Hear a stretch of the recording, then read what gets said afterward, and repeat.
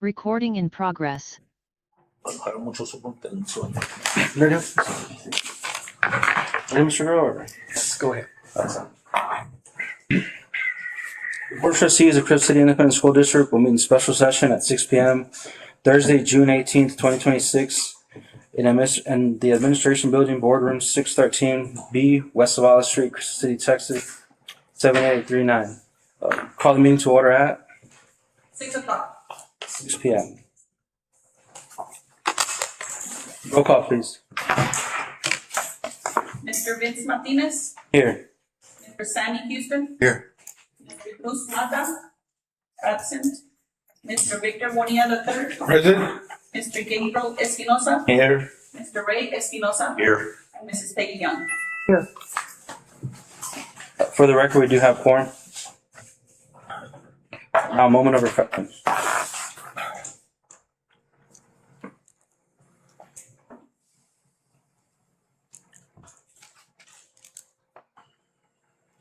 All right, moving on to item 4, public comments. No, sir.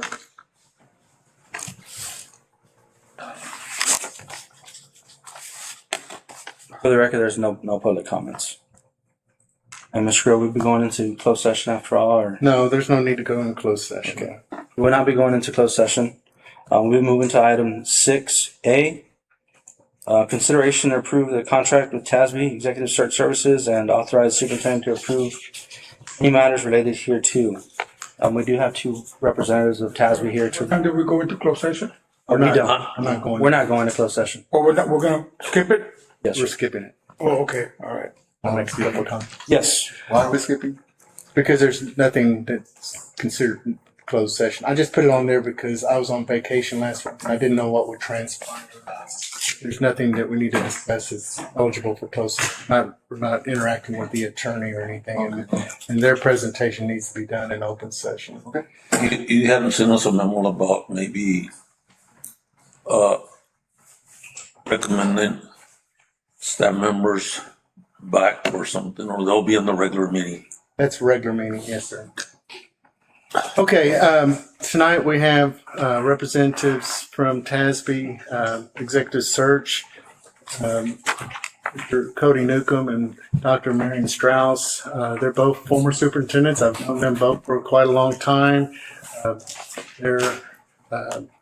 This is what they do with TASB. I will say for the board, we're not having to approve their contract because their contract was $6,000 and board policy says the superintendent can approve up to $10,000. So I've already signed their contract based on the conversation that we had at the June 1st board meeting. Okay.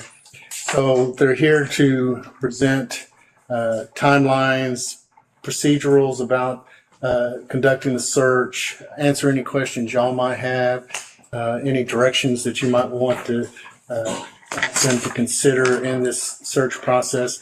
They did leave at your table a draft superintendent search timeline as well as an overview to their processes. With that, Let me interject, so we're not gonna take any action on this open session item. only if we want to amend something that we're doing with the search. But you said you already, And I've already signed the contract. It's just question and answers. wasn't it? Correct. Because I don't think we can here at this point amend any contract things. It's already signed, so it's been signed, so Right. there'd be no action taken. No, not necessarily.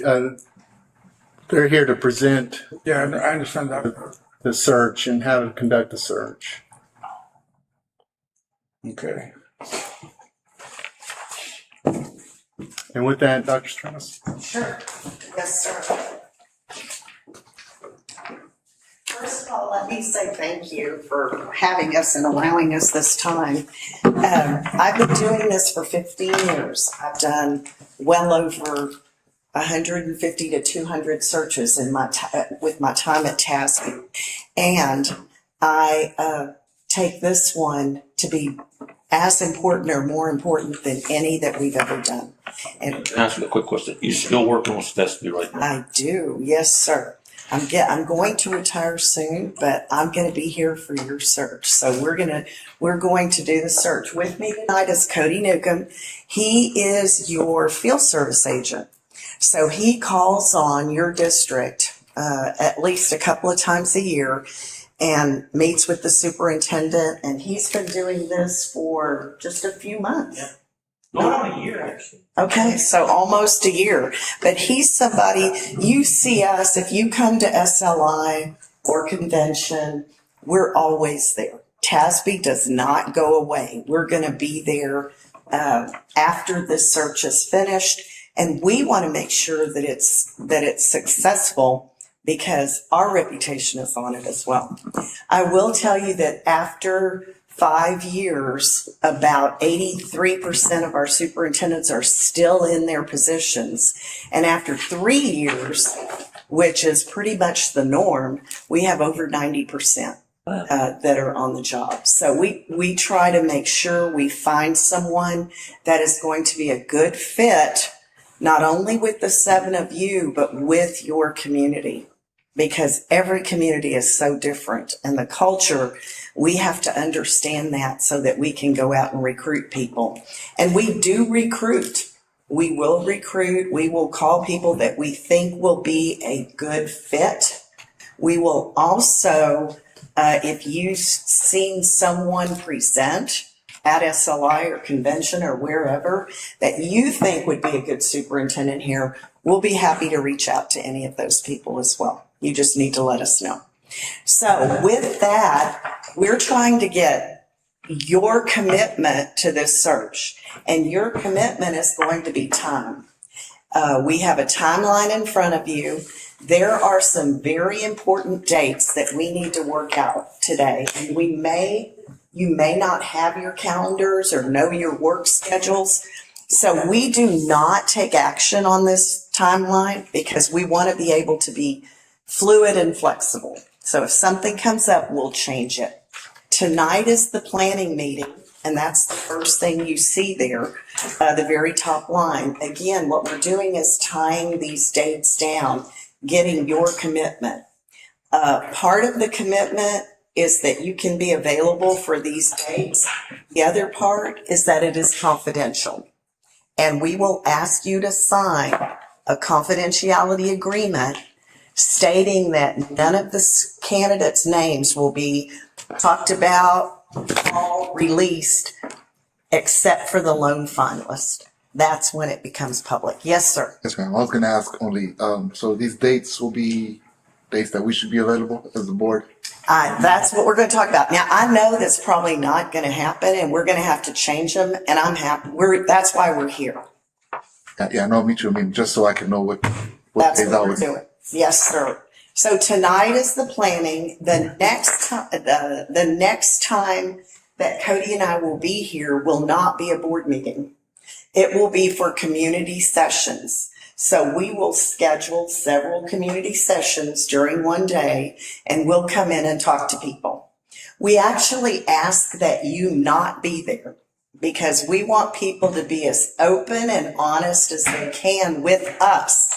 We're going to ask them 4 things. We're going to ask them what's going well in the district, what their concerns are, or what are the challenges in the district. And then we're going to ask them what it is that they want in their next superintendent. What are the professional and the personal characteristics that they would like to see in their next superintendent? You all know it's important for the community to buy in to this process. They need to support whoever is going to be sitting in that chair. Y'all have a lot of work to get done, and if the community doesn't support it, it just makes it that much harder. So we're going to be here to talk to people, to get their input so that they feel like they have had a say in this search. So we're going to work that date out with Mr. Grill and the central office staff, and we'll be here. We'll go wherever you want us to, whether it's here in the boardroom or whatever, but we'll schedule some community meetings. We also want to schedule a meeting for the faculty and staff to come. I know it's summertime, but we're still going to ask them to come up. The other thing, tomorrow we will send over our online survey link.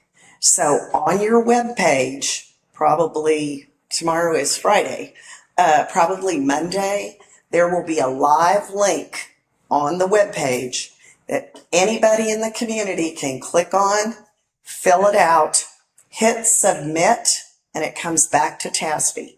It does not go to anyone here in the district. It comes back to us.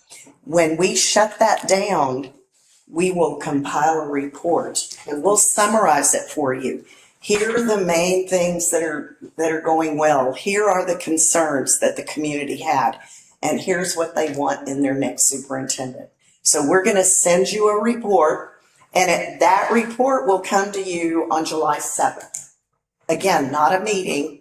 You'll get that via email. Also, this meeting will be before. Yes, July we will 7th. come in before then. So we'll work probably tomorrow to get that date set. And then the application deadline is the next day, July 8th. So it will be posted tomorrow after we get through this. And then the applicants will start applying. And our application is very extensive. It's going to give you all of the information you need in the application, and they, of course, submit a resume, all their transcripts, and also video. There's a video component. So every applicant has to do a 3-minute video and answer 3 different questions. So you're going to get to see them, how they prepare, how they react, and so that's a very important part. And the boards that we deal with, we've only been doing the video probably about 4 years, and every board has nothing but positive things to say. It's not a selection criteria. You're not going to hire your superintendent off the video, but it is going to be another tool for you to use when you're trying to decide who it is that you believe would be a good fit here. In the meantime, Mr. Newcomb and I are working in the background to find out everything we can about everybody that applies. So we're going to be doing our background information, not just calling references, but digging a whole lot deeper than that.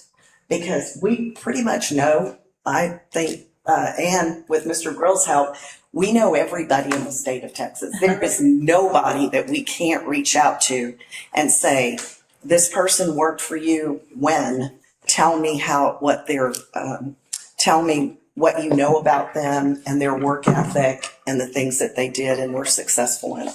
So we're going to be doing that. Application deadline is on the 8th of July. On the 9th of July, you will get all of the applications. So you get 2 emails from us. One is got a login and a password. The second one are the applications, and you'll log in, put your password in, and you'll see all of the applications, everybody that's applied. We've arranged those for you so that it's easy for you. All of the sitting superintendents will be in the first group, alphabetically. Then you'll have all the assistant and deputy superintendents, and then central office, and then principals. So if you are only interested in someone that has superintendent experience or deputy or assistant suit, you don't have to go any further than that second group. But you can if you'd like to see who else is out there. So you will receive all of that information on Thursday, July 9th, which is coming up pretty quick. So we're going to get this posted right. Yes, sir. So when did you say we would get the first email with the password and the login credentials? Yes. When will we get that? That same day. Right. You'll get it first, and then about 10 to 30 minutes later, you'll get the second. Okay? And the day before, you'll get a reminder saying, hey, this is coming. Yes, it's coming. We keep you informed, and we keep all of the applicants. We remind them as well that the deadline is this time, and you haven't completed, you haven't submitted, so we keep everybody informed. Cody and I will be back here on July 16th which is the first very important meeting. That meeting is where we're going to go through a process with you that will allow us to get you to agree on the top 6 or 7 candidates. If you'll look at the initial interviews, we have 6 slots. Normally, boards pick 6, but you don't have to. If you have 7 that you really want to talk to, we'll make it work. If you only have 5 that you really want to talk to, we'll make that work. But we have 6 slots here for the initial interviews. And so we will come in on Thursday, and again, we will go through a process with you that'll help narrow it down to the 6 that you're going to interview. And then that night, you will also select the questions that you're going to ask those 6. So we have a bank of about 100 questions. They deal with everything in the superintendency. You can select ours, or you can write your own, as long as they're legal. And we're pretty good about saying, can't ask that, but we can rewrite it so that you can. So, yes, sir. But, I mean, No, you go right ahead. yeah. So on the interviews, I mean, this dates are set in stone. They're not gonna change. If we only have 4 board members that attended the meeting, when we have a quorum, we're not gonna say, well, I mean, we're gonna wait for somebody that didn't come or whatever. So whoever's here with a quorum, we're gonna continue. Well, after we set these tonight, yes, we are not going, once they're set, unless it's prior to this, and you tell me, hey, we need to change this time or this date, we can do that. But once we talk about these tonight, then yes.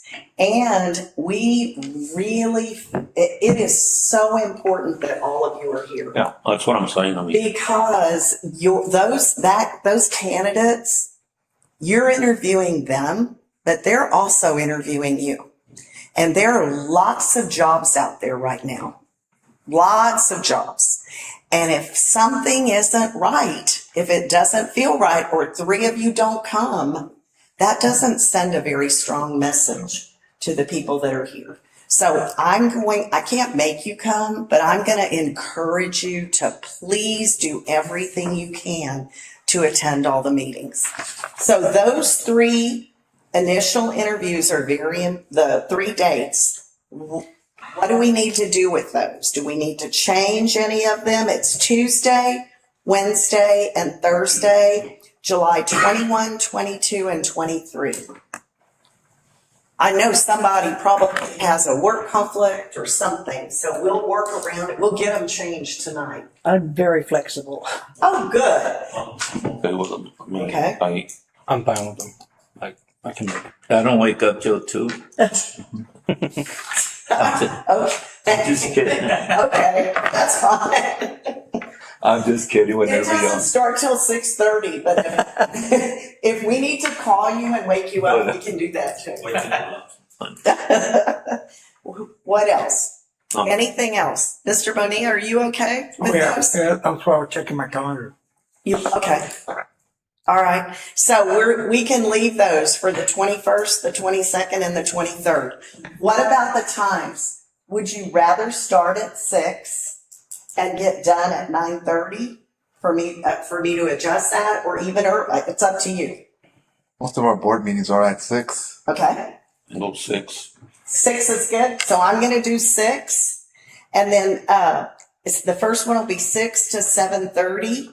And then the next one will be 8 to 9:30. Okay? And for y'all's sake, we'll have meals for you. I was gonna suggest that maybe you could feed them in between or before or something. That might help. Or snacks at least. 15-minute, 5-minute thing, so that I can continue with it. we have Okay. morning too. Okay, so 8:30, This one right here, the 6th. 6 right? 6 in the evening to 7:30. Yeah, 7 Mr. Espinosa, I'm going to clean this up in the morning. and I'm going to send it back over in the morning Okay. and you can get it out to them. Nice, clean copy. So I'll get that done. So Marion, let me just ask you, on July 16th, you have 6:30. Can we change that to 6 as well? Of course. You want me, I'll just change all of even the follow-up interviews can be at 6. Right. Okay. Yeah, that way, I mean. It's consistent. Flip-flop. That's right. It's Start consistent. 6 up. We've got everybody trained for 6 o'clock, so. Okay, let's do that. Well, thank God we have Ada to remind us. Keep us- Okay, so 6 o'clock, and that's the first 3 initial interviews. Let me just tell you, those interviews are very structured. Those first 3 interviews, you're each gonna select 3 questions. And so when it's time for those candidates to come in, Mr. Martinez, you will everybody will introduce themselves, and then you'll say, tell us something about yourself. And they're going to take the time to introduce themselves. They probably will tell you things that legally you cannot ask. They'll probably tell you if they're married, if they have kids, if, all of those things that are they're really protected and you can't ask those. So you're going to listen carefully. But as soon as they're done, then probably starting right here with Mr. Bonilla, we'll go around the board table 3 times. And you're going to ask the same questions to all 6 of the candidates. And we do that on purpose so that at the end of the last candidate on July 23rd, you're going to have really good, relevant information where you can compare and contrast them. And I always say, anybody here that's been an educator, and I know some of you, educators tend to have the gift of gab most of the time. If I wanted to talk about what I wanted to talk about for an hour and a half, I could easily derail it and talk about whatever that is, whether it's elementary education or football or whatever it is. I could do that. That's why we keep it moving. It's 21 questions around the table, and you're going to have a clear picture of how they deal with many, many issues that are part of the superintendent. It's only 3 questions, You each get 3 questions. because I already have 6. Okay, well, we'll have to narrow those down later. Did you say, I mean, Also, over there. have a list that maybe you can, Yes, we're going to give you a list of 100 questions, and you can select ours. And we're going to do that same night that we pick your candidates on the 16th. And then we type them up for you, and we leave spaces so that you can take some notes and you'll be ready to go. We're going to keep you, we're going to guide and direct. We'll take care of all of that. So you don't have to worry about that. The prepare for follow-up is just if you have any questions before you start that second round of interviews, the last night of the first round, you would call Cody or call me, and we can talk. You can put us on speaker. We can talk about anything that may have come up that you need answered. But on the evening of the 23rd, Mr. Martinez, you will call us and tell us who your top 3 candidates are. And then we call them and schedule them 1 per night on the 28th, the 29th, and 30th. Okay? Are those dates going to work? Or do we need to change anything? 6 6 o'clock. Yes, sir. consist. I'm going to change it to 6.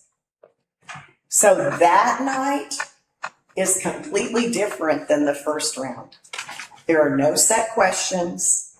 It's more relaxed, where it's more of a discussion. Because when you call those 3 back, you know they can do the job. What you're trying to determine in the second round is who's going to be the best fit in our community. The finalists. Who's going to be the one that we can work with the best.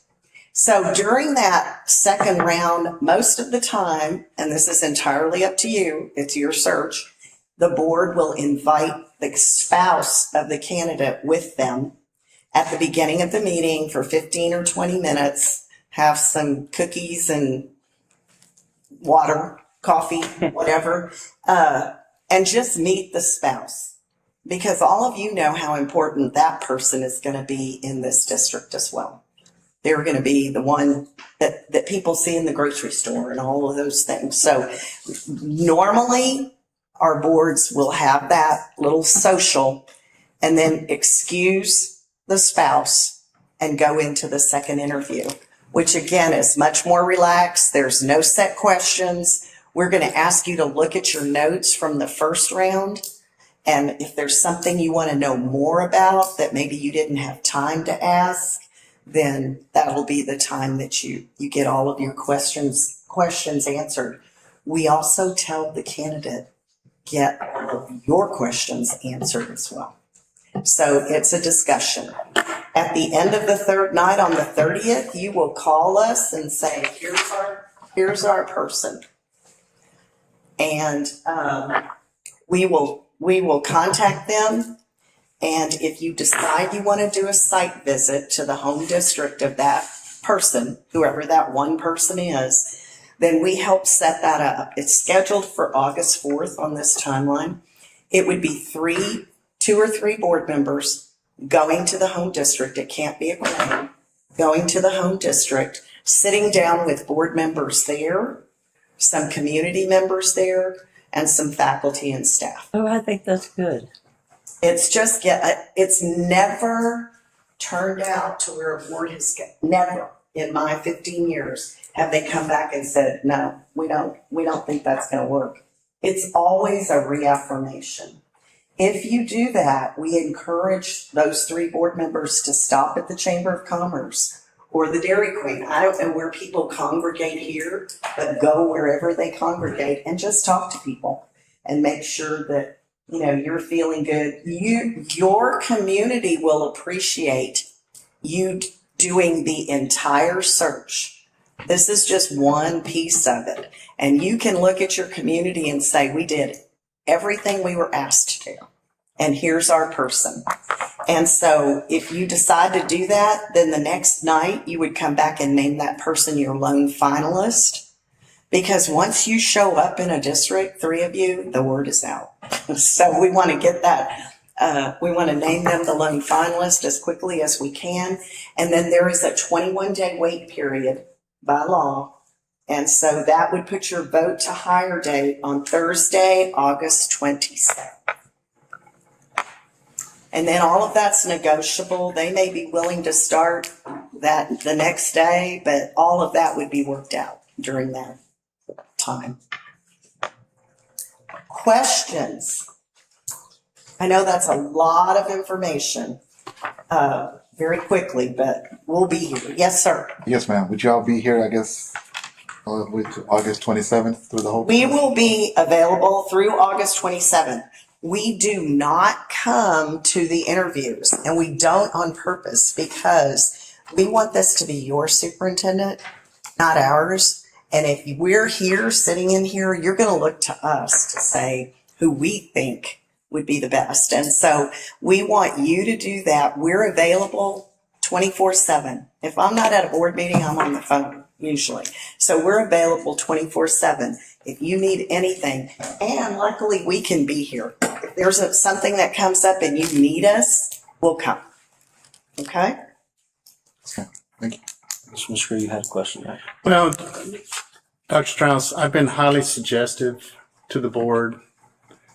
So just for transparency on my end to you, that we advertise that you don't have to live in district, in hopes that there might be a candidate in a nearby district that might want to come here but not want to have to relocate here. It's just been my suggestion to the board. It's really the board's discretion with you on that, but I just wanted to bring that up because they're going to advertise this, and that would be something they would put in there if that's what you want. Okay. So That's good to know. Yeah. I don't have What's any. local policy on it? They must. that they have to live in district. Well, y'all can make that change. We can change it. I mean, I think but it'll be I mean, if beneficial. we hire somebody like from the valley, they're gonna have to during the week stay here. I mean, Well, that's something. if they're like myself, I'm living here during the week. So, if somebody can't commute, they're obviously going to relocate here temporarily or fully. It's just, it's been my recommendation that you might get a candidate from a neighboring school district that's a good person, but they have a home and their family's located there. That's just my personal advice to you all. It's That's not my good. decision, it's yours. Probably their choice also, yeah. I don't know. Well, but they need to know that so they can put that in the Ahead of advertisement. time. So if we, as we talk to people, do you want us to say that it's preferred but not required Okay. that they live here? Can it be? Would we have to change the policy, To me, it or don't have to be preferred. It's, That even, to me we personally, could change it at You're just going to temporarily suspend it until we make the hire, and then if we make the hire, then you have TASB change the policy. okay. Okay, we'll do that. Because most of the people that will apply are going to talk to one of us first before they even start the application. So we can make sure that we tell them that information. What else? I'd ask this, and I guess it might sound kind of like stupid, but I you know, don't. we're in this financial situation where, you know, it's going to be difficult to deal with how much, what kind of pay they want. And the question I'm going to ask is, will that be noted in the information provided in the application? Yes, their current salary will be in the application. And during the first round of interviews, when we come here and actually go through all that, Mr. Martinez, the very last thing he will ask every candidate is what salary will it take for you to come here as our superintendent? And they know to research. They're gonna Oh, yeah, they'll, surprise. when we hired a gentleman from the valley, he had already researched our finance department, researched our, everything. So when we were talking to him, he would ask us questions like, well, how did this happen? He was very well versed. He knew. Yes. I just don't want to mislead anyone. yeah. Well, we don't want any surprises either. We don't want you to get to the end and have someone and then the salary be way out of line. That's why you're going to ask the first night that you see these people, what salary will it take? And The other you'll, thing, in relation to what Mr. O'Neill was saying, will they know, the, financial status of the district that we're in? yes, It's all public information. it's all public It information. doesn't take much to find that information. It I mean, doesn't, when you all, I mean, I'm not saying, but I'm saying for a candidate that is very interested, and then they're not told in the situation they come over here and say, I hey, didn't, no, that's didn't tell me anything. I mean, they should have told me, and no, we will, so that they understand, so that you guys, I mean, on our behalf, we're informing them of what's going on in Crystal Yes. City. we will definitely do that. Do you have a wife that's a CFO? That would be a plus. No, but I know someone that I does. do too. Unfortunately, he's retired. I know. But that would be a huge help. Yes. Okay. I guess as part of the community involvement and things, y'all are going to come to the actual campus and conduct those interviews or talk to the. Most of the time we'll do it somewhere like this, like in the boardroom, Okay. but we'll have it set up so that we'll have a community meeting maybe at noon, and then we'll get the faculty and staff and the administrators in the afternoon, and then have one more community meeting in the evening. Okay. Good. And once we set that up, then we're going to ask the district to get the word out, however that is, social media, whatever it is, and invite people to come. Is it possible to include students as part of? Sure. I mean, Yes. have those principals reach out to students and things that they. We deal with a lot of times like the student council officers or, whoever the leaders are on your campus or whoever the principal recommends. Just have them come. So yeah, we can set up a session just for students. Okay. But I'm going to warn you, you're going to have pizza to get them. That's okay. They won't come if I can't if you can't tell them they're gonna get pizza. You know, it's daunting, but they do put you at ease after at least when we did it, I felt a lot more comfortable after 2 or 3 questions, Yes, because it is kind of daunting, yes, it is. This is a daunting task. There is nothing easy about what you're getting ready to do. It's hard work, but you're going to be better when you come out on the other end. You're going to be a better board for sure, because there's a lot of compromise that's going to have to go on during this search. And so we're gonna work with you. I always say we keep you out of the ditch. We don't want you in the ditch on either side. So we're going to keep you where you need to be and try to get the best candidates that we possibly can. I've never been through one. So is he or she gonna talk about what experiences they have first? Or are they gonna let us ask the questions first? First, they're going to introduce themselves. So But they're not gonna say what kind of credential. Well, what I'm thinking is maybe they already answered one of our questions saying, I have this experience already. And it's no biggie, but You still ask it. You'll still ask the question because they may, they're nervous. You're all going to be a little nervous until you get to the second or third one. But, they may think of something in addition that they want to tell you about, whatever that subject is. And, you can direct these questions in any way that you want as far as what we're talking about. I know you're going to want to talk about curriculum and instruction. What have they done to improve instruction in districts that they've been in? You're also going to want to talk a lot about finance. What is, and one of our questions is, what do you know about the financial situation of our district?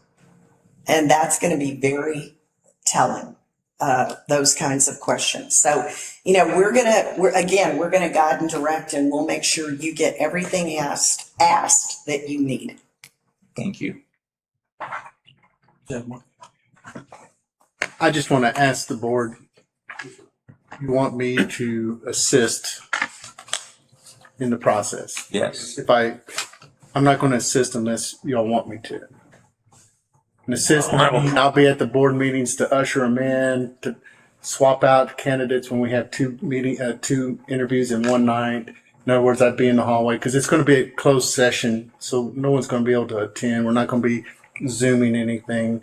So I don't want to make that assumption, nor do I want to push myself on you all. So I just want to ask that question. No, I would like that very much.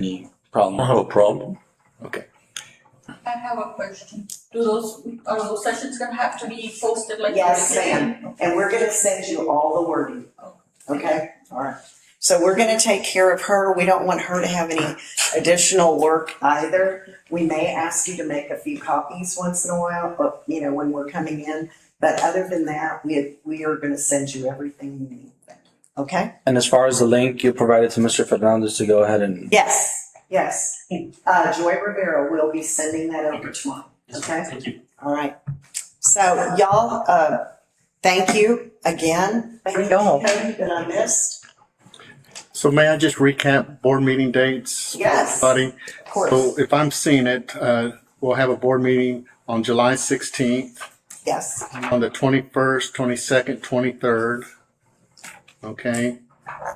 When we finish on the 23rd, then y'all will decide who your top 3 candidates are, and Vince is then going to either contact Dr. Strauss directly or give it to me and I give it to Dr. Strauss, one or the other. Then we'll have board meetings on the 28th, 29th, and 30th. Then August 5th, August 27th. That's right. Okay? So making sure you all mark your calendars now so you don't make other plans. And we have a regular board meeting July 13th. We have a regular meeting on July 13th and August 10th. So we're going to see one another quite a bit in July and August. July what? July 13th and August 10th. And then just depending on if we select somebody and we do the 21-day wait, just for your information, we have a board meeting on September 14th. That's our regular meeting. So we may have that candidate or we may not have that candidate. So do you do you see your last day when we name the finalist? Okay, so that's a good question, Peggy, and I appreciate you asking. All right, so I did submit to you last meeting my resignation effective August 14th. Yes. What I've communicated to Vince is I'm willing to stay on another month through the September board meeting until we can get this person on board. So I just really wanted to get this ball rolling. It was part of the reason I did the resignation. So we didn't drag this out till New Year's Eve or something like that. So I'm willing to amend that and stay on if that's what y'all want. Chair, can you repeat as to why we have to wait until September to hire the finalist? I thought we were gonna do that on the 27th, according to their schedule. You will vote to hire on the 27th, To hire to the, hire them, so. after then- 21 days, we're gonna vote to hire the finalist. But they may or may not be able to start by then. No, I understand that. I understand about the starting date. Yeah, We're actually gonna have a meeting on the 27th to vote. Yes. right. And if they're willing to start the next day or the next week, then I'm out of here. Oh, sure, I understand that. But if they can't, I'm willing to come through the September 14th board meeting.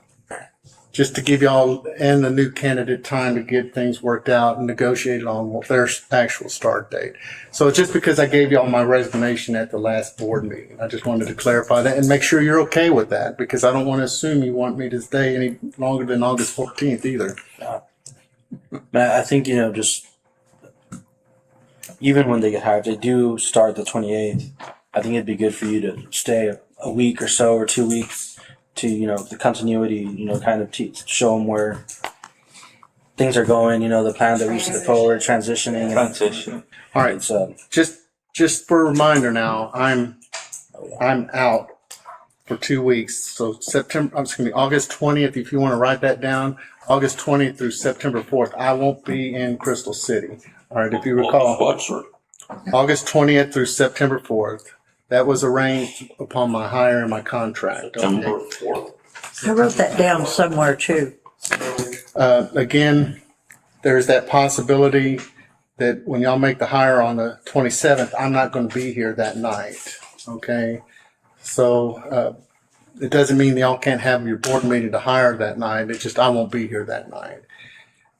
I'll probably have a phone and y'all probably text me and whatever, but I'm prepared to come back after September 4th for that September 14th board meeting. In other words, from the 4th of September is my last vacation day. So when I come back 6th, 7th on September 7th, I'll be here for a week to get that September board packet together. I'll run the board meeting if I need to. Okay. So there's just that little window I'll be out of pocket. Okay. Good.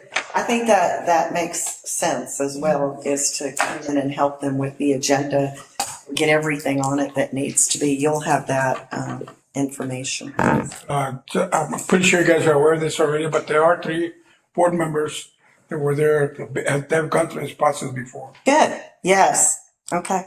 Good. The what? Process before. Oh, yeah, about 5 years ago. Good. You'll be the leaders then. We had about 25 candidates apply. Okay. So, but this is a good, Yeah. this is a good schedule because, You were very, we can go back tonight and tomorrow log in and that way, unless it's an emergency or. Okay. We can adjust. No, We will. If there's something that comes up. Where do y'all come from? I live in Georgetown, Texas, but I grew up in Shiner, Texas. Did you hear they're getting Isa Garcia from Georgetown, Texas? Texas is? Texas. From Florida?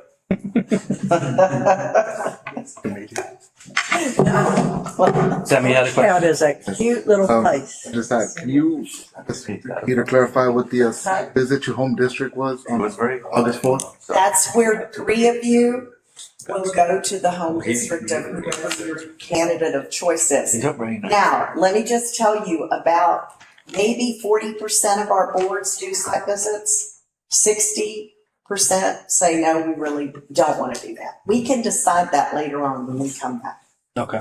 okay? All right. Well, I think Thank y'all so much. I know y'all have a very lot much. more to do. Thank y'all very, very much. You're welcome. so much for We'll coming. See you soon. Thank you, sir. Hey, be careful on the way back. Thank you. bye. Okay. That was a good presentation. Yeah, it's a lot of good information. A lot of information. 6B. Yeah, now we'll be moving on to item 6B. Oh, hold on, I think we need to make, he asked for something, I think we need to vote on it to make it official. As far as, I move, sir, that we give, the superintendent authority to assist in the search. do we have to take it? I don't think we have That's what to. it says here, and authorize the superintendent to approve any matters related thereto, so Doesn't have to do it. that's so we can put it on the record. Doesn't hurt.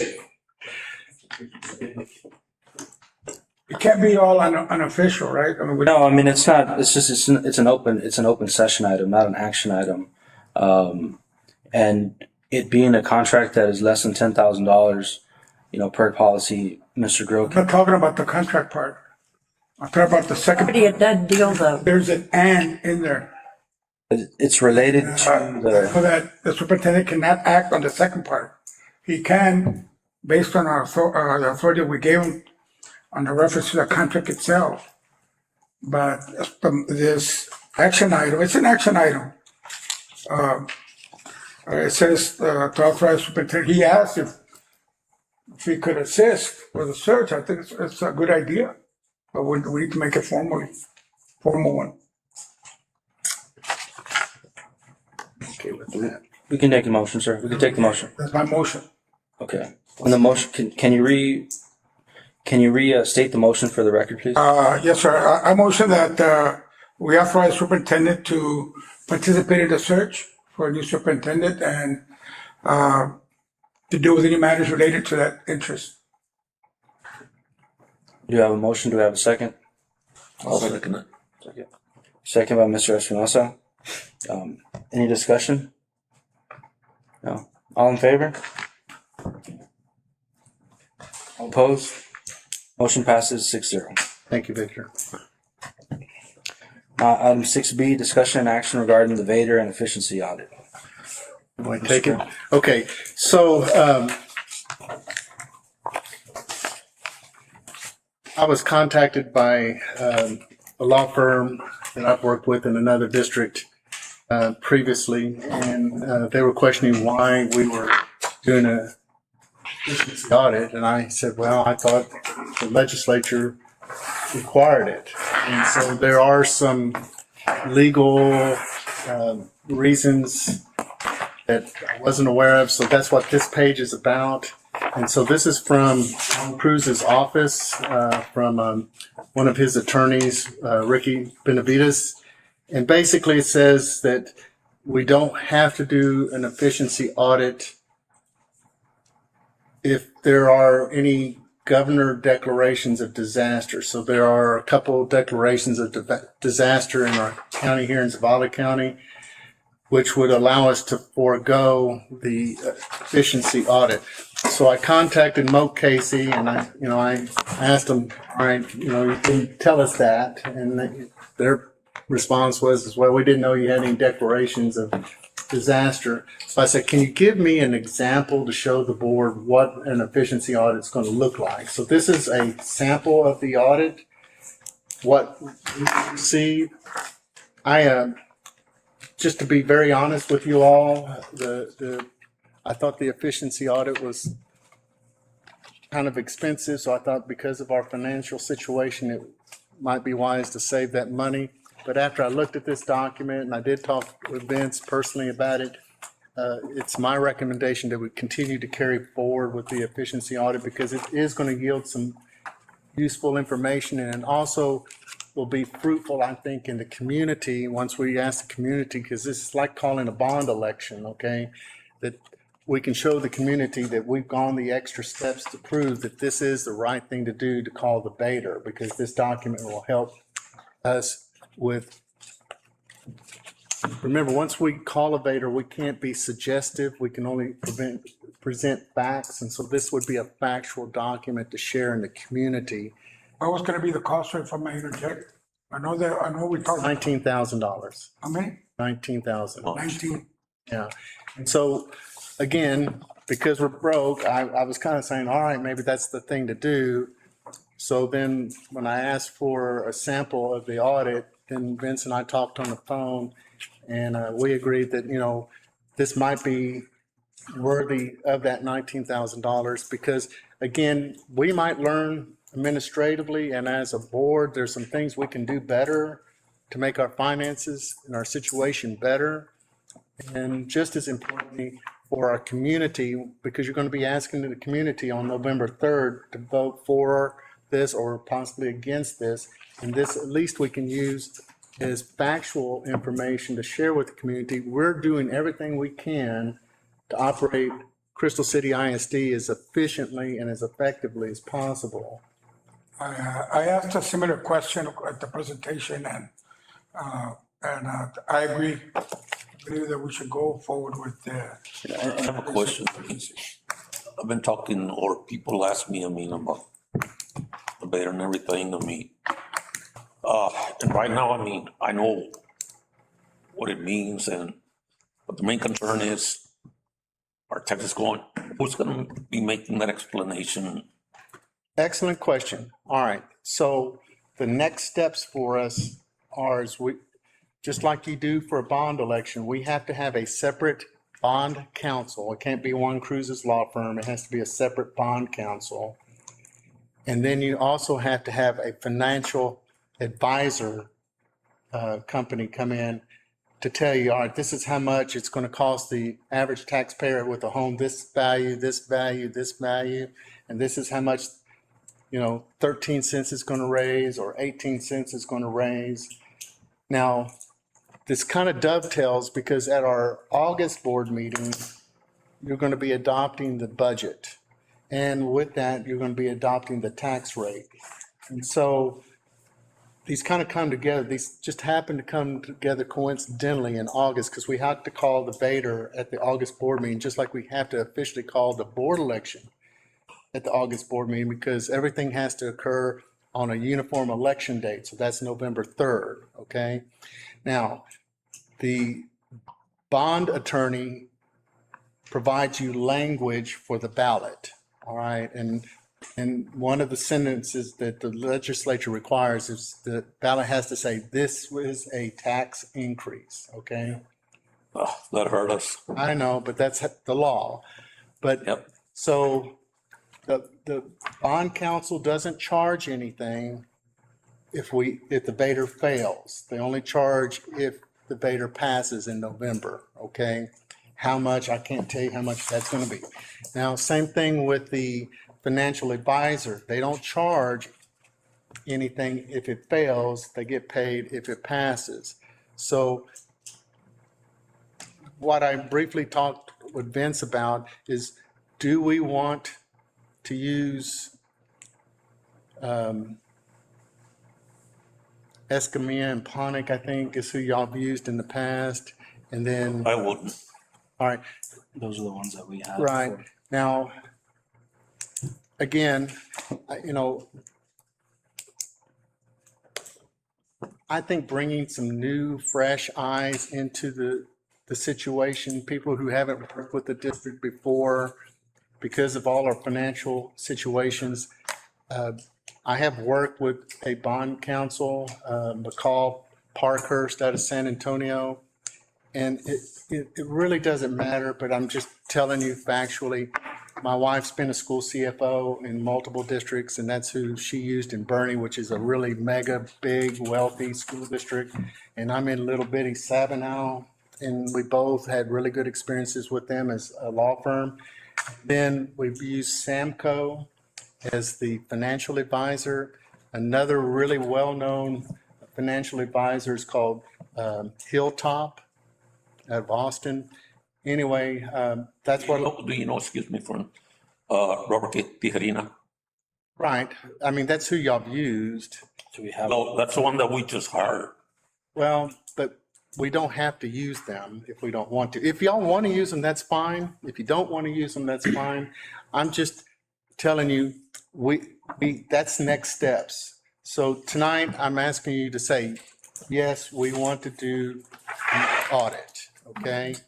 That's tonight. Now, at the July 13th meeting, I'm either going to bring McCall, Parkhurst, and Samco to the board meeting, or I'm going to call who y'all have used in the past. So while that's not an action item, I'm asking you to discuss with me, who do you want? Because at the August board meeting, you're going to hire these guys and they're going to be advising you simultaneously, okay? And they're going to bring you all the tax rate information. Now, get back to your original question, Ray. Also at the August 10th board meeting, we're going to tell you what our M&O tax rate for the school district needs to be. Now, next Wednesday, I'm going to training on how to set the tax rate. It's called Truth in Taxation. And what Robert and Myrna will do, they're going to training with Linebarger, who is our law firm that does our delinquent tax collections. Now, I'm going to a different law firm's training just because I had that experience. So Robert and Myrna will get trained. I will get trained. The three of us are going to sit down. There's a worksheet that we have to work through to get our M&O tax rate. We are going to give you that worksheet so you can see step by step by step by step how we get to your M&O tax rate. Bear with me a minute, Ray. I'm getting to your answer now. As appraisal values go up, and I don't know if y'all's appraisal value is going up, but I will make an assumption that they are. Maybe just a little bit, but they're going up. They rarely go down. Our M&O tax rate will compress down. All right. So let's just make believe for a minute that our M&O tax rate is going to drop 1 cent. Okay. Our compressed M&O. So we call that an MCR. All right. And then our INS tax rate, we're also going to adopt that at our our August 10th board meeting. That also will be on that Truth in Taxation form that we're going to show you. So we're going to show you how we got to the tax rates for M&O and INS. Let's just say, because I think your INS tax rate's too high. I don't know that for a fact, but that's a hunch.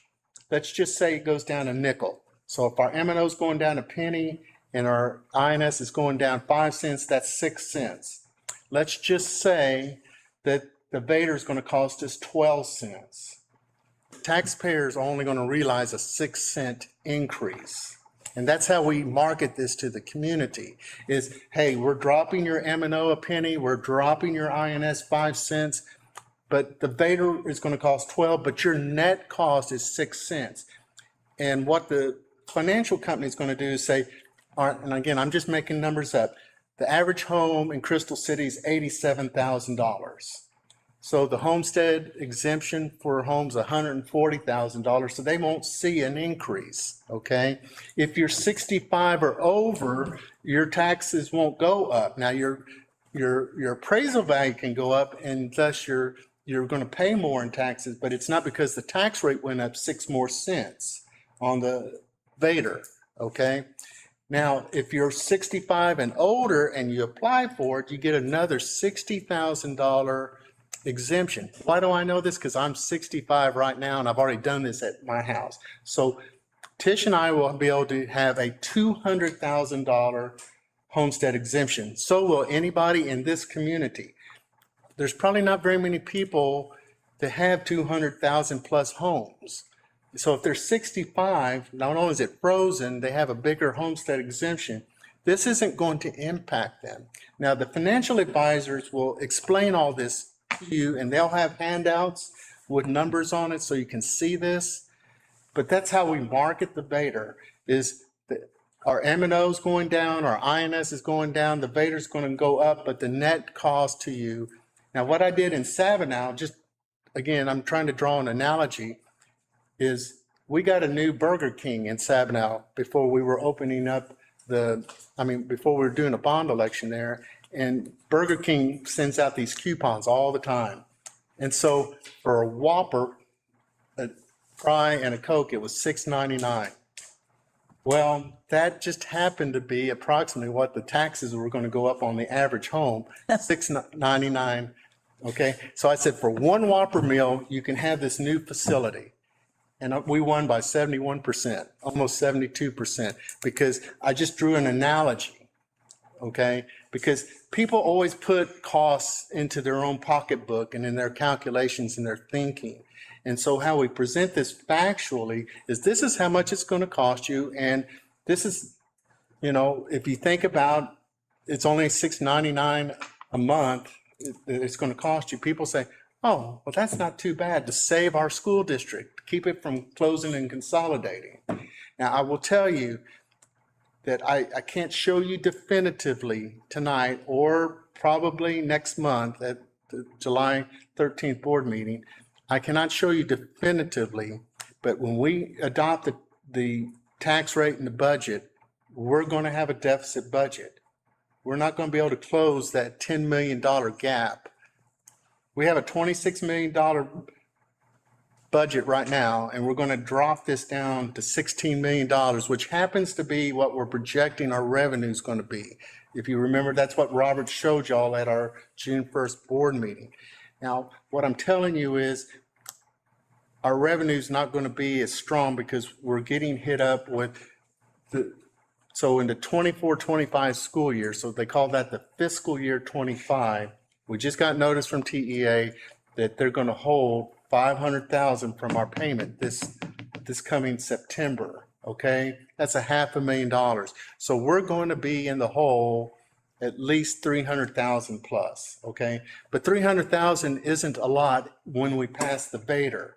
So the Vader gets passed on November 3rd, hopefully. So it's going to be March, April, it'll be February or March before we see positive cash flow coming in from the Vader. That's about the time we're going to run out of some funds. So instead of getting a loan like we did here in last month in May, the Vader money's kicking in, and that's going to keep us financially afloat long term. Now, if all of that plays true, now I'm not going to be here, but I'm telling you to mark your memories on this. If the Vader passes, you should have enough to unfreeze salaries in the 27-28 school year.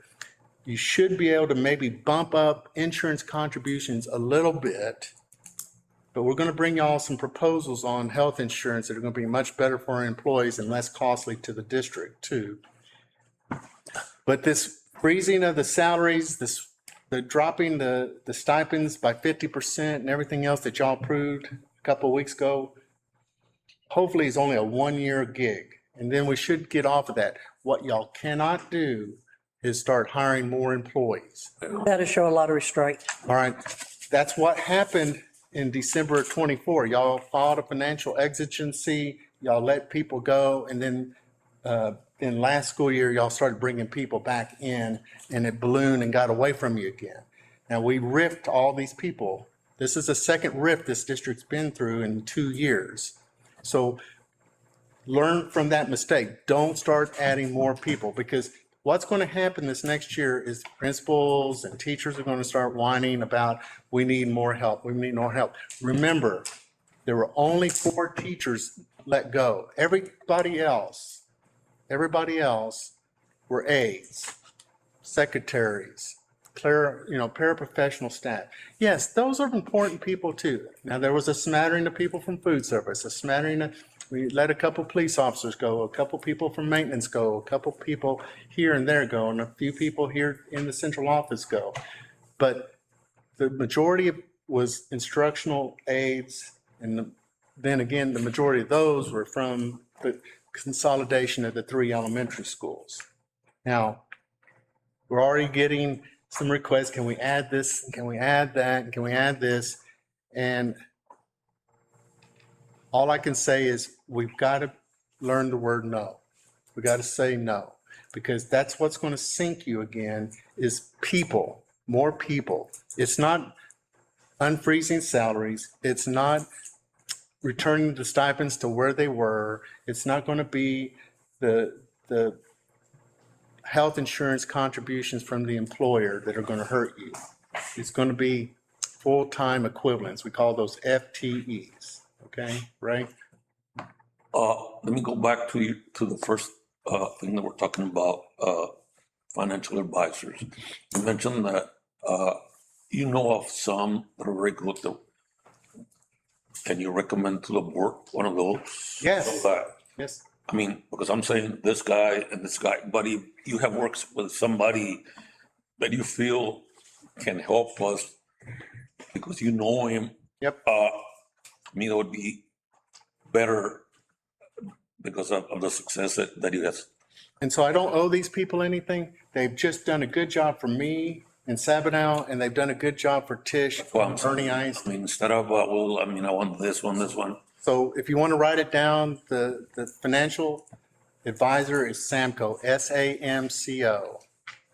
And Dwayne Westerman or one of his staff will come to the board meeting and they would be the ones that tell you, this is how much they need to raise and this is how much it's going to cost the average homeowner. They'll have a nice spreadsheet for you. Yeah, and so, sorry, I don't want to interrupt, but also going back to, the efficiency study and everything, and I think Mr. Grill will make recommendations to us at the next meeting regarding, advisors or anything like that, and we'll wait till that time to be able Well, I mean, to them. yeah, I mean, And he'll make the recommendations that he sees yeah, but need. like right now, when we started, well, Strano Jose, and I said, but if he still was some that he feel are the best ones, And help us because of the communication that we have. The other thing, one more question, like on this thing, sir, that you were, explaining to us how the beta works and, that there's a possibility that we can unfreeze and all that. How can that be explained to, especially our teachers? Who's going to be doing that? I think that conversation will be a little bit more once the team in play that gets in place to determine our Vader will be able to explain that a little bit more. And also that's probably a discussion for later on next year once the financial, the CEO and everything as well is here and everything, right? Once they run the numbers and everything, that's probably not a discussion for now. We can play it for the next meeting. Maybe place it for the agenda because that's a concern that comes to me, and at least I can tell them, look, I mean, we're gonna have a meeting. Don't worry about it.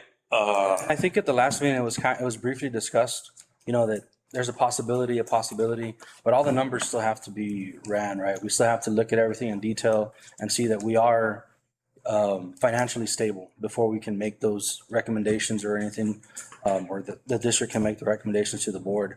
At this time, I mean, with my opinion on the efficiency study, you were asking about who's going to explain, the increase and things like that.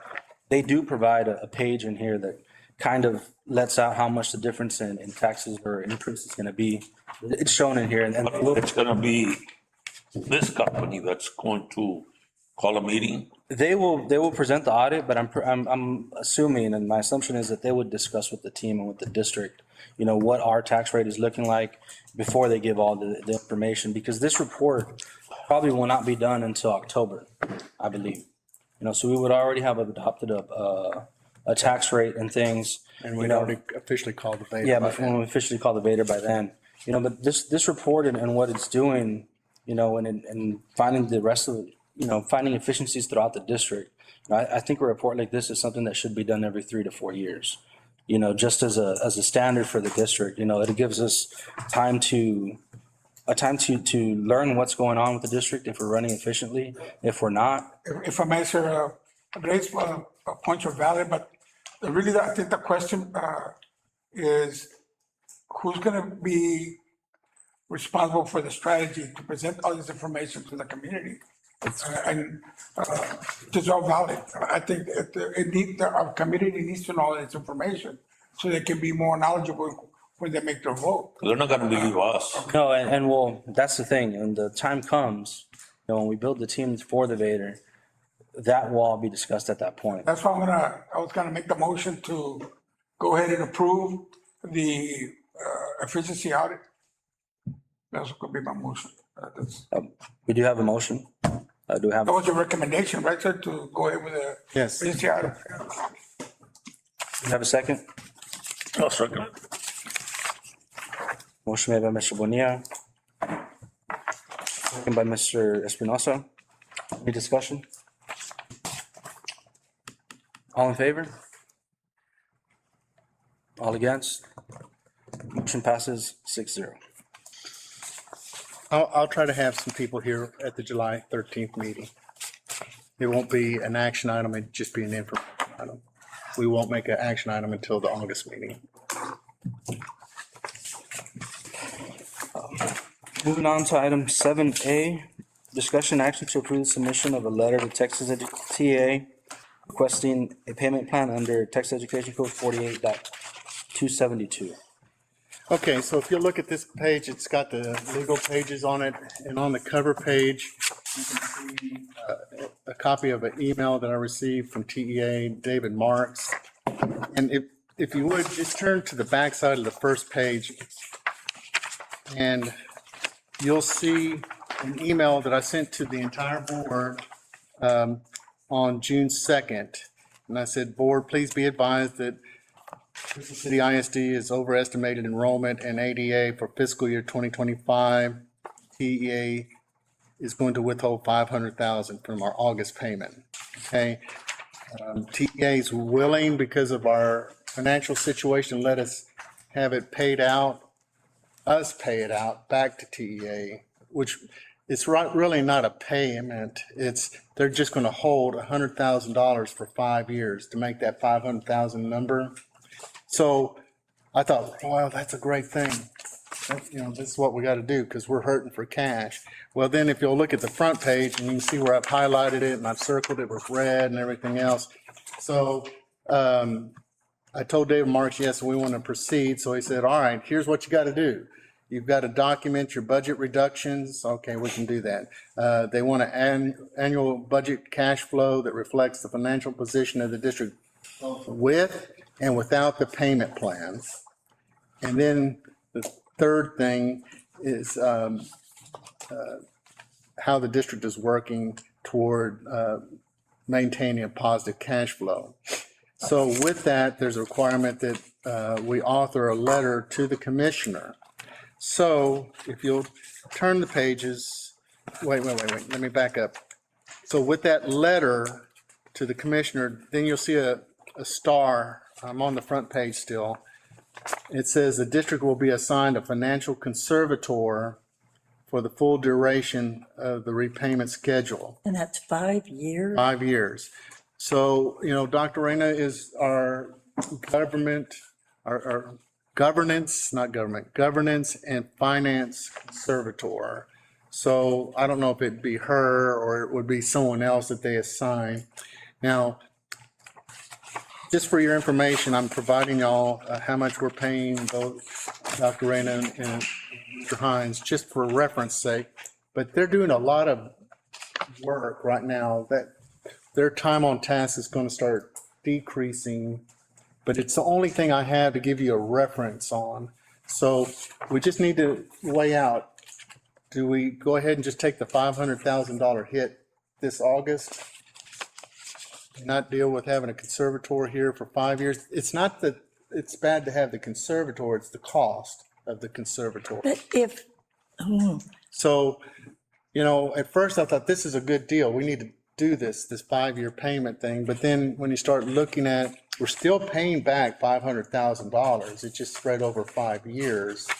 And we're having to pay for a conservator for 3 more years beyond Dr. Reyna's 2-year term. Is this what we want to do? Now, it's y'all's decision, not mine. I'm just trying to keep you fully informed of the big picture. Now, what I had Robert do, and he threw this together literally 2 hours before the board meeting, so I haven't had time to really digest the numbers. The bottom line is one side says TEA minus 500,000. So our revenue for that August payment, and I was wrong. Yeah, I'm wrong. looking at that. Okay, it's more than 1.4. It's just that August payment's reduced to 1.4 million. Okay, so when you look on the other side, it's how much would we receive in August if we didn't have the 500,000 withheld? All right. So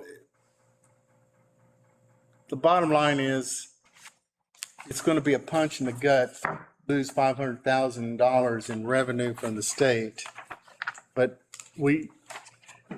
it's not going to be pretty, but we can work through it, or we can do 5 years of $100,000. So 100,000 this August, 100,000 next We're gonna August, have to pay for the conservatory. but we're going to have to pay beyond. So your conservators are here for 2 years, but you're going to have 3 more years. So 3 plus 2 is 5 years. So is the payout for a conservator and 500,000 collectively over 5 years, is that prudent for us to do? Now, I only need action if you want me to proceed with the payout plan, which would then include this letter that I drafted today, which is on school letterhead right here, which you would be approving tonight for Vince to sign this letter, for me to submit all this to the commissioner. So, yes, go ahead. Ms. Reynolds wants to speak. Okay. Good evening, board members. How are you? Sorry for not being there physically. I had an issue that came up and I couldn't travel. I just want to clarify, and I need to find clarification for this from TEA. The reason that it's 5 years is because the request is to pay it out over 5 years. If after the Vader, if after more stability in the organization, you decide that you want to change that so that you can pay it out sooner, then you could in fact cut that back. So while the option is you pay it all out in $500,000, in August, versus you say that you're going to pay it out over 5 years for the total of 500, but you can modify that. In my opinion, you could modify that to suggest right now we can agree to pay it out, but the likelihood that once we get more funds, we'll be able to pay it out sooner, then that would reduce the presence of a financial conservator at a timely manner. So that might be just another option for you all to consider, that the reason that it's 5 years is because you want to pay it out over 5 years, and they want to make sure that their money's going to be taken care of while it's being paid out. You can pay it out sooner. Excellent point. And I guess in regards to the conservator, the district having a conservator, how does that affect the first rating? Not good. I didn't hear the question. Oh, that the district having a financial conservator, that affects our first rating, right? Does that automatically indicate an F? I don't know that it automatically indicates an F, because there are other issues and other reasons why you would get the F in your first rating. The fact that you have been assigned one is probably because one of the factors that is rated is not acceptable. And obviously that's why. As we start making these corrections, you're going to see that the ability to to answer the first questions are going to change. And eventually the goal is to get out of that F status. So you didn't get an F because you got a conservator. You got a conservator because you got an F. Right. And Dr. Rayna, also during the duration of the payback, the 5 years, if we go that route, we cannot score higher than a 70 on our first, so we just stay low, low, low. That's what it says. Yes. That's what the email says with Mr. Marks. So I mean, frankly, when you have more, I mean, it's all contingent too on whether the Vader passes, whether we've had some impact with our financial reductions. Are we getting back on track? Have we paid back our bills, and there's tighter controls, and so therefore we don't have things accumulating and money paid out of one budget when it should have been paid out of a different budget. All of those things are being corrected, and I feel very hopeful that is going to have a positive impact. Once that occurs, you can, in fact, like I said, make those adjustments and be in better standing to have a case about, wait a minute, we are on a financial positive track. But right now, it is, do we gamble when we don't know if we're going to have the money? So we go with the 5 years, but lo and behold, it'll be one of the first things that gets paid back when, in fact, we do have more money. And that it's not, as Mr. Grill said, the gut punch in August to take out 500,000, when in fact we could have some leeway. And I'm not pushing to stay with you all, love you all. I'm not pushing to stay with you all for 5 years. What I'm trying to do is get you all to the point where you all stand on your own 2 feet and everything is in order and it's going to be working very efficiently, which I have every aspiration that it is. Ms. Reyna, this is Sammy. I had a question, but I think you might have answered it. I was going to ask is if we did decide for this, I guess the 5-year payout, will we be added an additional conservator, or would you more than likely take part as a conservator? Actually, I'm not sure, to be very honest with you. I don't know if David Marks at the time knew that there was already a conservator here. I think he puts that as a stopgap because we're not going to let you go on a payment plan unless we have somebody else watching the money. So I don't know if they're going to put somebody different from their office or if they're going to say, because mine for right now is a 2-year commitment. I don't know if they're going to come back to me and say, these people are still not out of the woods. Would you consider staying versus, you know what, you're done with your duty and we're going to have somebody else come in and do that. That's fine too. And that is an option obviously available to the commissioner, that he's the one that does the appointments. And so I can't answer that right now. It's But whether for it's. the 2 years, I guess, that you're assigned right now, that's what I was asking, I guess. Yes. Would there be an additional one on top of? I don't guess- think it would be an additional one. But then again, that is just my assumption and I can verify that. I can verify that for you all tomorrow and let you all know. Yes, ma'am. I have a question. I mean, it was very obvious that we overestimated our attendance, ADA, when the state settled up on the 4-point-something million. So now for the school year 24-25, we overestimated again. So now we're being, the settled up is 500,000. I'm concerned about the current one, 25-26. Did we submit the closest estimate that we could without suffering another settle up? So, go ahead.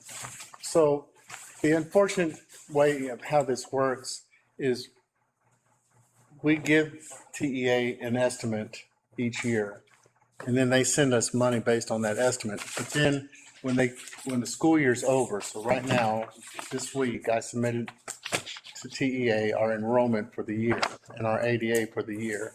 And so, yes, we've had a drop in enrollment this school year, so there's going to be another settlement hitting the district a year from now. Yeah. And in my research of the FSP funding, the district has been operating with settle ups for about the past 10 years. It's been ranging from 150 to the big year in 2023 or 2022 was about 4-point-something million, but it ranges between 500,000 and 900,000.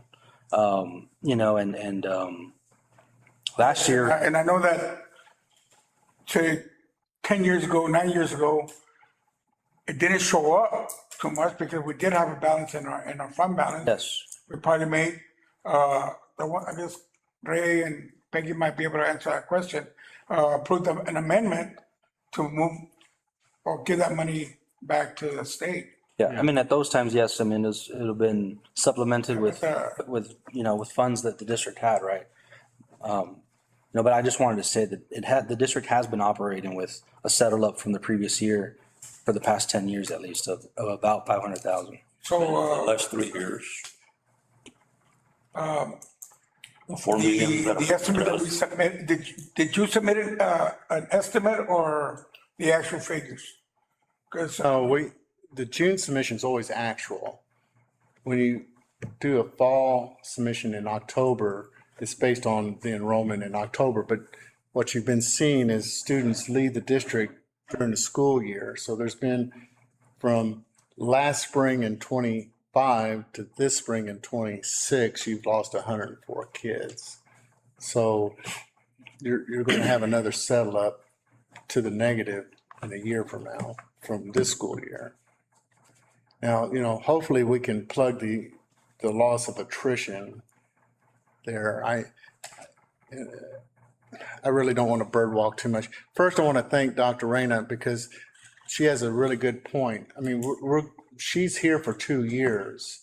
So if indeed either she or I contact David Marks and say, all right, if we make 100,000 payment this year, 100,000 payment next year, and then before Dr. Reyna leaves and the Vader passes, we pay the other 300,000. Exactly. So we don't have to have a conservator. That might be the best route for us to take. And I appreciate Dr. Reyna bringing that up because I hadn't mentioned that and thought of that, frankly. So I think right now it might be prudent for us to approve the letter for Vince to sign, and I can tweak the letter and he can sign it later, not tonight necessarily, and give either Dr. Reyna or I opportunity to talk to Dave Marks and make sure we can pay it out over 3 years, 100,000 off this year, 100,000 off, and then pay the other 300,000 and not have to do a conservator, assuming everything else is good and we don't have to have a conservator for other reasons. Would you agree, Dr. Reyna? Definitely. I think that's a great approach. And again, it's just getting that little bit of clarification and then just work out the best scenario for the district. Because, we want, the goal here is to work myself out of a job so that in essence, everything is working so well and so smoothly, the systems are all in place and it's in the best interest of the district. So let us figure out that one little possibility, but I do think that's a good approach. Okay. I think it's a great idea. If I could, Mr. President, I'd like to just step out to the side of this conversation, but it kind of speaks to our enrollment and our enrollment loss.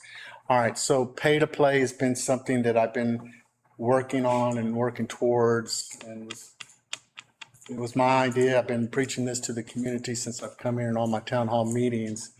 So I've had 2 meetings with the Athletic Booster Club and 1 meeting with the Band Booster Club about this topic. And then Eddie Gutierrez, who's the president of the Athletic Boosters, came and met with me on Monday this week. And he's telling me that there's quite a few parents who are they're upset about having to pay for anything for athletics. And they're just going to go ahead and pull their kids out. Well, if that happens, we're not going to survive even with the Vader if we lose 100 kids or whatever it might be. So after having a lot of conversations with Coach Battle and Mr. Munoz as well, I'm not planning, this isn't something the board has to act on because this is just something I was doing, okay? I'm not planning to move forward on the pay to play. I don't think it's a wise gamble. I think it would generate about $845,000. Okay, that's almost $1 million of revenue. How are we going to afford? But if we lose kids, it's going to cost us more potentially. I don't know how many kids. I don't have a crystal ball to predict that. So I don't want to see another scenario where we start out with 50 or 80 kids less next school year than what we anticipate, because we're building a budget based on a 3% enrollment drop.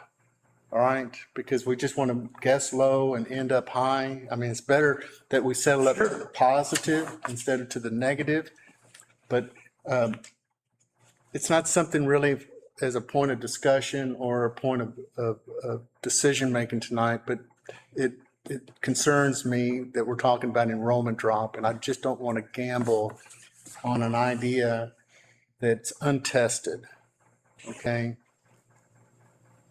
But Mr. Grill, I keep reading all this stuff where a young man is ineligible because in the off season he transferred to another high school and UIL said, you're not going to play because you cannot transfer for athletics. Right. Would that be a possibility? Do our parents understand that maybe their children couldn't play athletics for a year? Answer this. Yeah. Our parents are very educated, man. Okay. They're all aware about stuff like that. So it's called a PAPF. It's a prior authorization to participate. So if a child transfers from here to Carrizo, for example, and so Coach Battles has to initiate the PAPF document. And there's several questions. Did the student leave for athletic reasons? If he checks yes, that student's ineligible for Carrizo. Okay? If he checks no, then the student's eligible. Okay? Now, maybe I'm different, but I just had the opinion, if parents want their kids to go somewhere else, why are we punishing the kid? That's right. Okay? Even if they are leaving for athletic reasons. Now, what's wrong is when Carrizo's out there trying to recruit one of our stud football players or something like that, and they leave for athletic reasons. I think, yes, you check off they left for athletic reasons. But if the parent is genuinely upset with Crystal City ISD and they want to take their kid to Carrizo and they play football at Carrizo, I think I don't have control over Coach Battle. I can't force him to check yes or no. But I think ethically, if a parent wants to it's their child. They should have that decision. Okay? And the child gets caught in the middle. If the child say, Mom and Dad, I want to go to Carrizo because I don't want to play here or whatever because I don't like the coach. Again, that's a parent and their child's decision. If it's Carrizo trying to recruit somebody so they can play better, then I think it's wrong, and we do check off that they left for athletic reasons. And that's all I want to say to that. And then, I think those discussions will probably be had later on, more definitive. So I think we can, if. So your recommendation on the payment plan, sir? My recommendation now, with what Dr. Reyna said, is I would suggest that y'all approve us to move forward with that and to grant Vince authority to sign the letter to the commissioner. So move. And then we revisit it after. After the Vader passes, yes. We have a motion by Mr. Bonilla, Second. seconded by Mr. Espinosa. Any discussion? All in favor? All opposed? Motion passes 6-0. 7B, discussion action to approve the additional days school year calendar for 26-27 school year. Okay, hopefully this can be easy and short.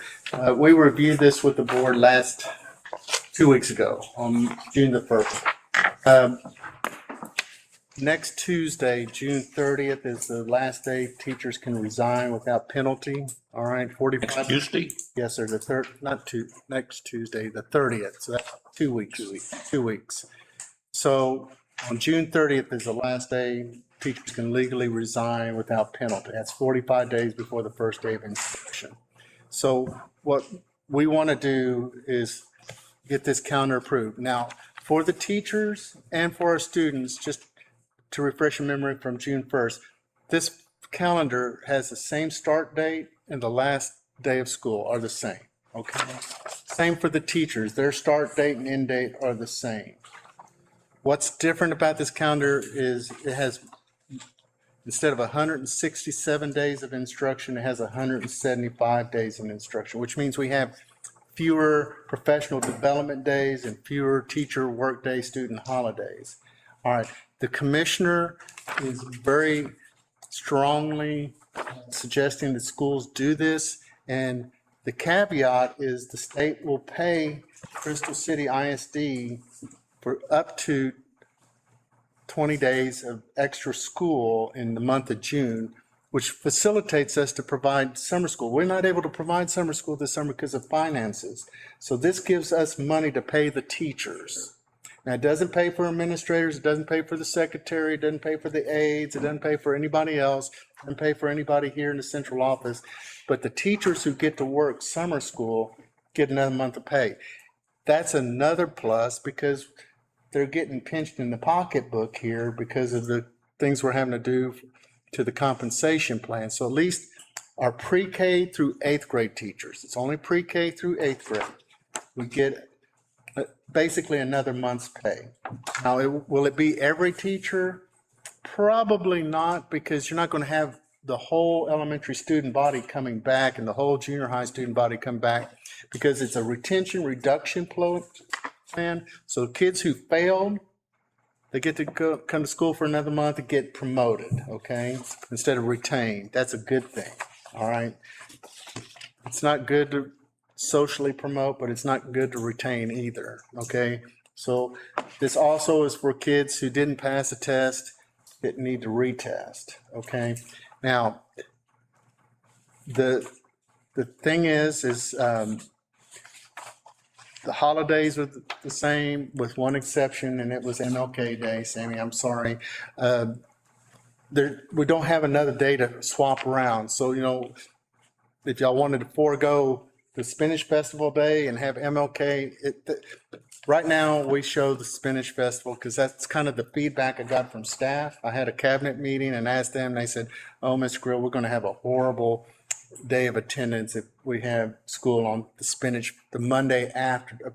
Apparently the festival's not on Monday, it ends on Sunday, but a lot of people, it's kind of like the day after Easter, they expect to have that day off, okay? Now, the one thing that we did change from last meeting is I had to add 2 weather days, because when you read the additional day school FAQ document that I've given you, it says we have to have 175 days. We have more than enough minutes to cover, if, in a traditional sense, if we had to cancel school because of, bad weather, we have enough minutes to cover it, but the regs and the TEA require you have to have 175 days. So if we have a bad weather day, we can cover it with minutes, but now we're at 174 days of instruction and we don't get the funding. So the weather days are the Monday after Easter on April 5th, and then on May 31st, which is Labor Day, okay? Those would be makeup days, and we probably wouldn't get everybody here on Labor Day because it's Labor Day, okay? Can those be switched? Well, I mean, No. Say that we need to use it on that day, the weather day, because it's fine. well, y'all can amend the calendar anytime you want to. That's what I was. But, we want to get the calendar set before the teacher's last day. So if there's something that's rubbing them wrong, they can say, all right, the school informed us. Because what we'll do tomorrow is we'll send this out to everybody and say, here is the new board approved calendar. I don't see it being a problem because the first day of instruction, the last day of instruction are the same. The first day for the teachers, the last day of the teachers is the same. The holidays are the same. I can't imagine anybody having a rub with that. But the fringe benefit for us as a school district is we get money from the state for summer school for pre-K through 8th grade next summer. And because we're broke, that allows us to provide that summer school. And folks, our kids are struggling academically, so having more days of instruction, I think, is better than having professional development days and teacher work days. And I think having summer school is a benefit to our students too. So I highly recommend this change. The commissioner is recommending this change. Our conservators are recommending this change. I've gone over this with my cabinet. They're all good with this. We've double checked and verified all the minutes and days and everything else. So I think the calendar is good to go. I'm reading the implementation options. What option is the district looking at? Like, is the summer school? There's 3 different options that it Yes. speaks about, right? Sessional calendar days or full 30 days after the school year in Yes. that case. Would we be qualifying for the half-day formula or? Only the half days, Okay, because we have to have more instructional days to get the 3/4 time. okay. And really for summer school, half day's enough. Okay. Because, well, it's enough. Will the half day include lunch? Yes. Okay. Be breakfast. Regardless, like right now we're having lunch. Regardless of summer school. They'd have breakfast. Yep. They'll have breakfast and lunch. I mean, like in the future, this can also be additional. Does this also supplement, I guess, Saturday tutoring days and things like that as well? All right, that's a different option, but yes. Okay. So you have 3 options. You can have intercessional, which means that's more if you're trying to go to like a year-round school calendar. all right, where you go to school 9 weeks and then you're off a week, and you go to school 9 weeks and you're off a week. That's an intersessional calendar. Then you can have additional days, which means Saturdays, schools, okay? But remember, it has to be counted as a day of school, and you're not going to get a lot of the kids on a Saturday. So summer school is the best bet. And it's more traditional, where you have less pushback. And typically, moms and dads that have little ones, they're okay with having summer school because that gives their kids somewhere to go instead of running around the house and grandma having to watch the kids because mom and dad had to go to work and things like that. So, that way the churches can have their vacation Bible school and stuff in July. So that again gives parents a place for their kids to go. So you advertise, or at least this is what I did in Sabinow. We would work things out with the churches where we had summer school in June and they had vacation Bible school in July. So that gave kids somewhere to go, the little ones at least, most of the summer.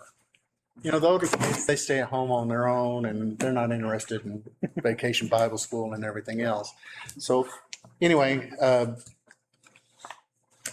my recommendation.